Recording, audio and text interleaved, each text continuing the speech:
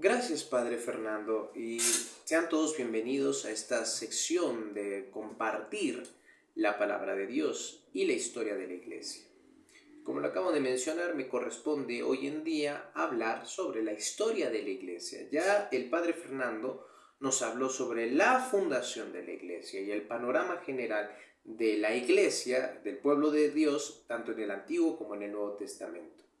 Hoy en día les voy a hablar sobre la historia de la Iglesia, pero para entender la historia de la Iglesia comprendamos una cosa. ¿Qué es la palabra Iglesia? ¿Qué significa la palabra Iglesia? La palabra Iglesia significa pueblo de Dios, significa. Sin embargo, su traducción es llamar desde fuera o convocar desde afuera.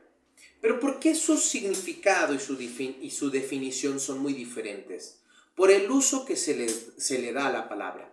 El uso que se le da a la palabra en el Antiguo Testamento, en la Biblia Septuaginta, que es la Biblia en griego del Antiguo Testamento, se utiliza la palabra eclesia, que es de donde proviene la palabra iglesia española, del griego ecclesiam, su raíz etimológica es ecclesiam, para detonar y señalar al único pueblo de Dios, ya desde el Antiguo Testamento. En el Nuevo Testamento tiene el mismo significado, porque Cristo utiliza la palabra iglesia para dar a entender que va a fundar el nuevo pueblo de Dios con un nuevo pacto, con nuevos sacramentos. Ahora, después de que Cristo funda la iglesia en el Evangelio de San Mateo capítulo 16, versículo 18, y puesto al apóstol San Pedro como cabeza de esa iglesia, Cristo padece la persecución de los judíos, Cristo padece su crucifixión. Después de la crucifixión, Jesucristo resucita al tercer día. Después de la resurrección, Jesucristo les da la autoridad a los apóstoles de perdonar los pecados. Recordemos que los judíos también ya empezaban a perseguir a los cristianos en ese entonces. Y les da a Cristo nuestro Señor en medio de los apóstoles, que se aparece con las puertas cerradas porque le tenían miedo a los judíos, les da la autoridad de perdonar los pecados y retener los pecados a quienes se los retengan. Después de eso, Jesucristo nuestro Señor les da el Espíritu Santo el día de Pentecostés, no para perdonar los pecados, sino para iniciar la vida misionera de la iglesia. Esa vida misionera se va a ver envuelta a través de la historia de persecuciones, de mártires. Encontramos el testimonio de los primeros mártires como San Ignacio de Antioquía, San Telésforo, Orígenes, el testimonio por ejemplo, escrito de la carta del pastor de Hermas, entre otros testimonios que cuenta la cristiandad. Después de que Cristo funda la iglesia, viene la persecución y los mártires. Pero la fe cristiana tenía que pasar por durísimas pruebas para que se viese manifiestamente que venía de Dios y que solo Dios la sustentaba. En los 3 primeros siglos de su existencia, saber, en el transcurso de 300 años, muchas y terribles persecuciones se levantaron contra los discípulos de Jesucristo, por orden de los emperadores romanos.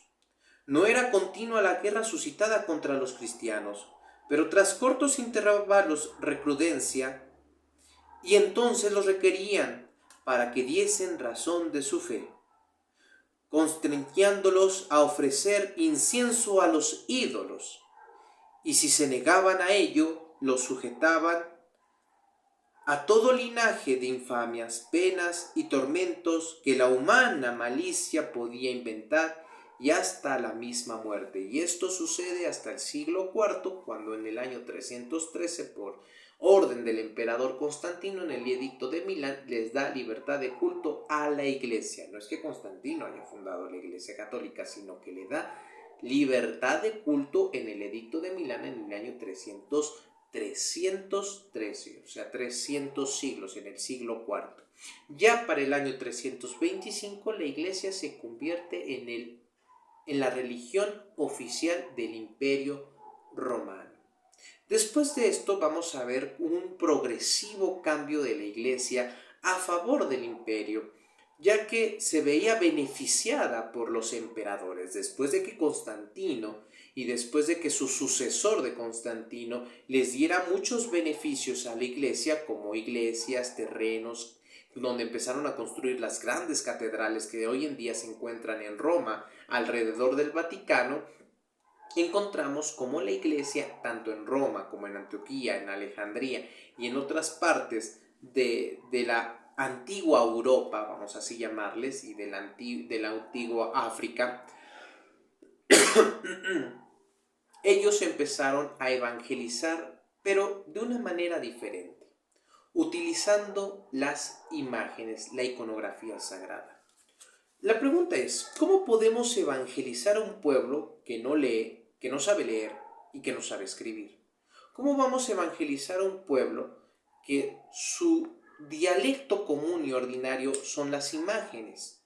Sencillo, utilizando las imágenes.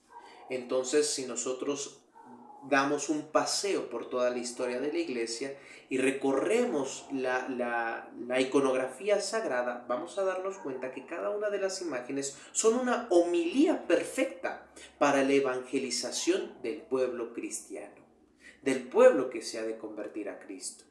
Sin embargo, la iglesia no solamente todo era de color de rosa, sino que también la iglesia se vio envuelta en algunos escándalos, como es el caso de los Borgia. Ya estamos hablando del siglo IX, del año 834, o del siglo X, del año 915, o los antipapas de la línea de Aviñón.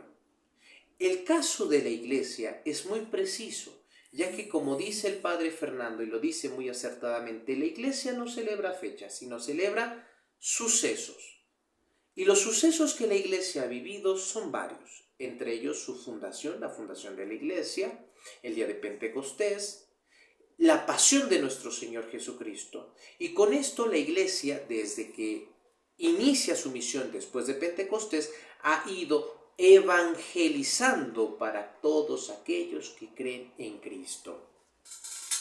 Continuando sobre este tema, la iglesia no gozó de sólida paz hasta el emperador Constantino, quien, vencedor de sus enemigos y favorecido y alentado por una visión del cielo, publicó edictos dando a todos la libertad de abrazar la religión cristiana. Los confesores de la fe que estaban en las cárceles salieron libres. Los cristianos empezaron a celebrar sus reuniones con público esplendor y los mismos gentiles se sentían atraídos a glorificar al Dios verdadero. Constantino, vencido su poder competido, quedó dueño del mundo romano y vióse la cruz de Jesucristo ondear resplandeciente en las banderas del imperio. Entonces el espíritu de orgullo y novelería se apoderó de algunos eclesiásticos constituidos allí en alta dignidad, los cuales ambicionaban el primado del Papa y de toda la Iglesia de Jesucristo. De allí surgieron gravísimos conflictos durante muchos siglos. Y finalmente el desastroso cisma con que el Oriente se separó de Occidente en el siglo IX, sustrayéndose en gran parte de la divina autoridad del pontífice romano, que es el sucesor de San Pedro, vicario de Jesucristo. Y con esto nos vamos a introducir al siguiente tema. Ya vimos un poquito del panorama general de la historia de la Iglesia, que es muy general. Ahora vamos a ver cómo la Iglesia, dentro de su historia, ha enfrentado las diferentes herejías. Bendiciones. Yo soy el Padre Alejandro.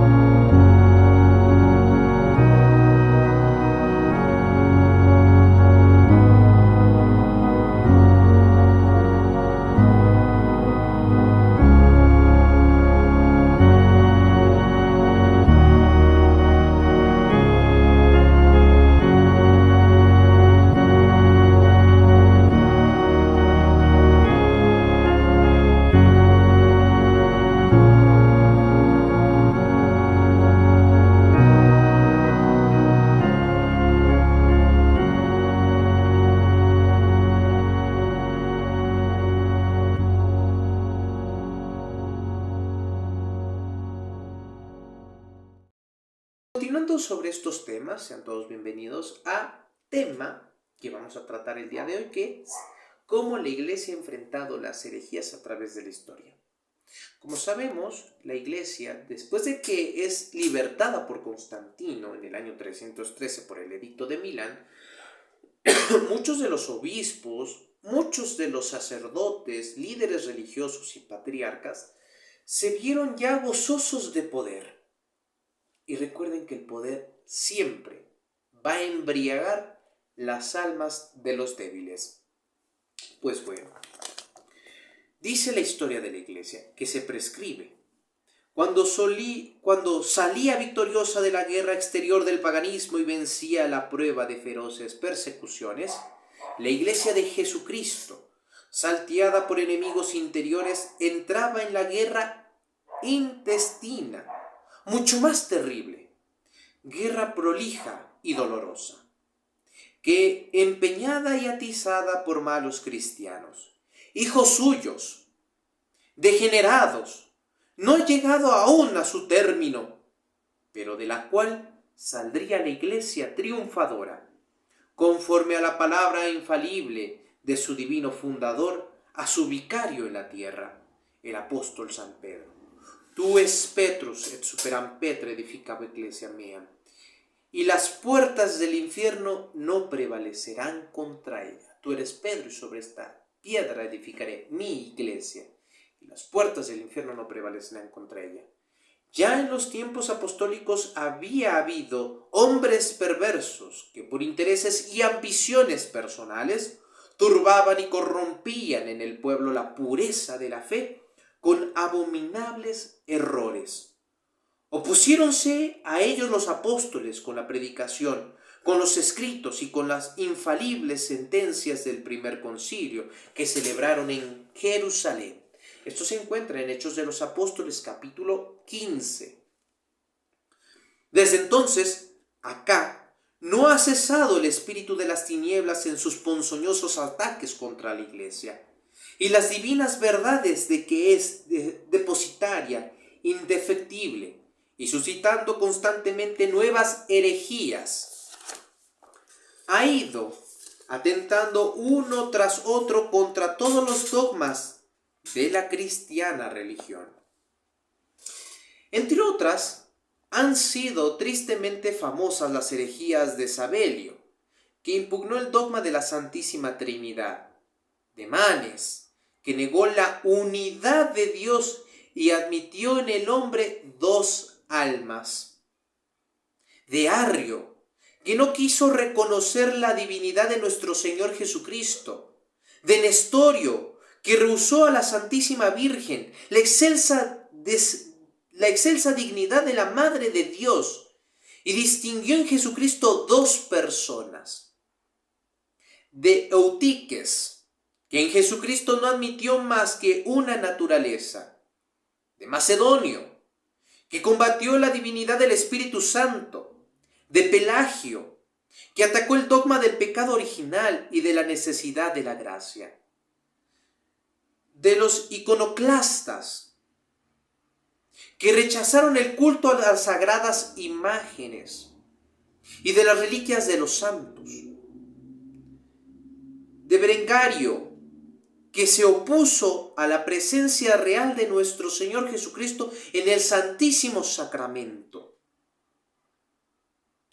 De Juan Hus, que negó el primado de San Pedro y del romano pontífice.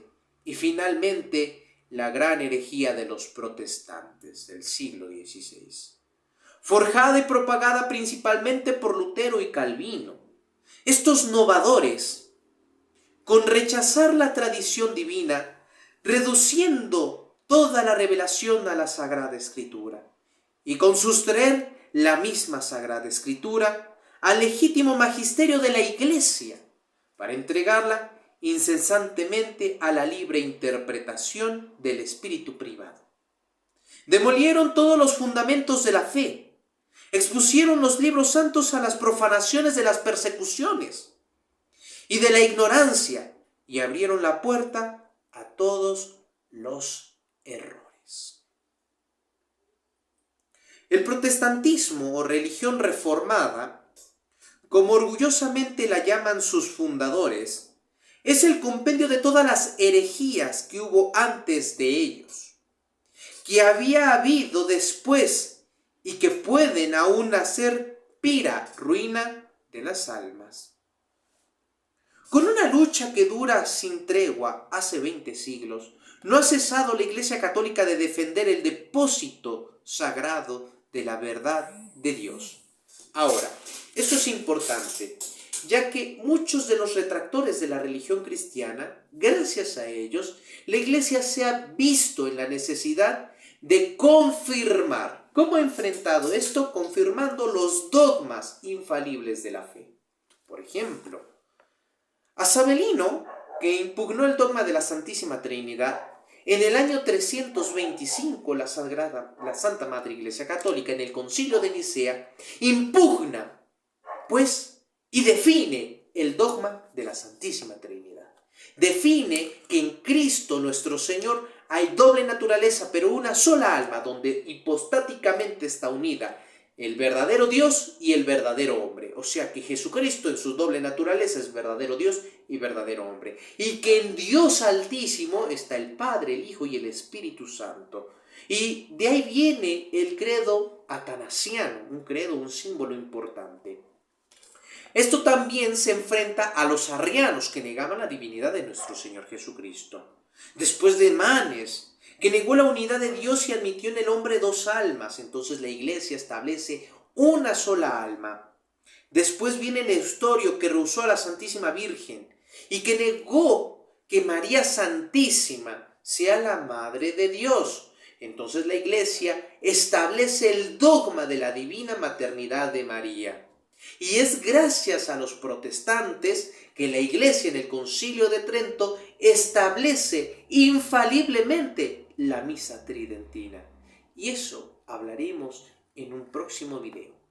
A continuación, el padre Fernando va a tocar el tema de dónde está la Iglesia si Roma ya no es católica.